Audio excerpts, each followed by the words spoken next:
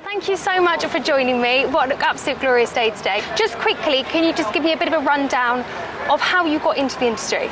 Yeah, I suppose I was born into it in a fortunate fashion in that my parents were both involved, breeding horses and predominantly training. I think my dad will always be remembered for Monty's Pass winning the Grand National, but it was so much more than that. We always had ponies instead of bicycles, and we always had to clean out our stable instead of doing, the regular things a kid had to do, which in hindsight was a great childhood. And I started race riding when I was around 17, when I was still in school, and from there I kind of never left. So I read that when you were an amateur, your record was as good as Rachel Blackmore's was. If going back, because I don't say regrets, because I believe everything in life happens for a reason, going back, if you had Rachel Blackmore to look up to, do you think perhaps you would have continued your career as a jockey? No, I had Nina Carberry and Katie Walsh to look up to. I had plenty of role models, and Rachel is a good friend of mine, and she has a hunger that I never had, and she was able to take falls that I never could, and I never planned on really making a living from racing, and that's the difference. People presume that when you have a little bit of success in the saddle that you will just stay in the saddle. But I rode through my education in school and in college, so I never actually depended on it to make a living. And when I finished my education, there was a decision to be made. Was I going to try and make a proper go of it as a rider, or was I going to explore different avenues? And I kept to my plan, and I was very fortunate though when I did ride and I had a little bit of success that I made a lot of connections that have stood to me now in the new roles. Do you think it was difficult? I know you said you had Katie Walsh to look up to, but was it difficult being a woman? Do you think a few years ago than it is now? Would you say there was a difference?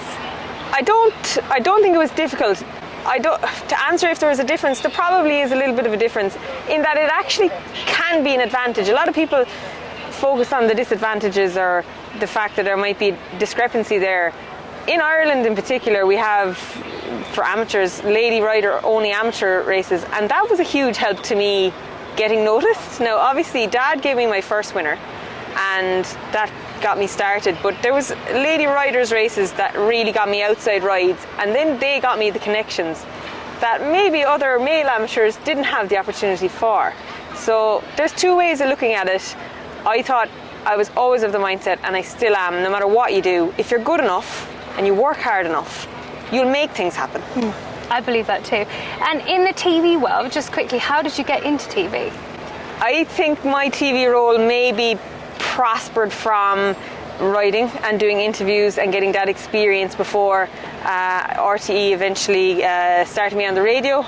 And when I got on well in the radio, they gave me an opportunity on television. So I actually have the guys in RTE to thank for that, and I'm so grateful to be a big part of their team now. So I'd say it was a few interviews, and that was the catalyst for bigger things. Is it difficult in the TV industry being a woman, or do you think there's not much difference now? Other than the fact that I'm probably getting sunburned in my dress, and no, there isn't. And I think there's great jocularity between all of us presenters. I'm here at Epsom for the first time, and we've Nick and Lydia and Fran and Martin on the team, and it's just trying to get the best product out there to sell the sport. If you could change one thing in racing for the good, what would it be? It's a big question. I think we have a great industry. I wonder, are we getting it across enough? And that comes from me, whose job it is to communicate it, portray it, paint a picture.